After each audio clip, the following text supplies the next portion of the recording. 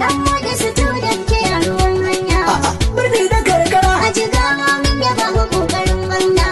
Sai ka ina gani. Rigiji Gabji yau ma dai sako nake dauke da shi daga taskar fasihin gwamna Malam Umar na Mari jagoran siyasa mutunci kuma aikinka hujjarka ta karkashin ofishin babban mai taimaka masa kan harkokin dalibai ɗaya tanganda dubu wato ambassador Salisu Seeker ke sanar da iyaye da dalibai mata na yankunan karkara da suka kammala karatun sakandaren kimiyya wato science har ma suka samu kyakkyawan sakamako da cewar wata damar ɗaukar nauyin karatunsu a makarantun koyon aikin jiya da ungozoma na jihar Jigawa ta samu. Za a fara aikin tantance ɗaliban da ke buƙatar shiga wannan shiri na Foundation Year Program FYP daga ranar Juma'ar nan 14 ga watan 11 na wannan shekara ta 2025 inda za a tantance su kuma zana jarabawa ta musamman. Babban sharaɗin shiga dole ne ɗaliba ta kasance ta samu credit 5 a darasin turanci da lissafi da physics da chemistry da kuma biology. Sannan ta mallaki takardun shaidar zama ɗan ƙasa wato NEN da ta zama 'yar ƙaramar hukuma wato indije. Sannan wajibi ne ɗaliba ta fito daga mazaɓun waje ba na cikin birni ba. Maza a hanzarta a tuntuɓi coordinatocin gidauniyar ɗan moda student kiyaye na ƙananan hukumomi domin mika takardun da kuma ƙarin bayani. Ina iyayen da ɗalibai.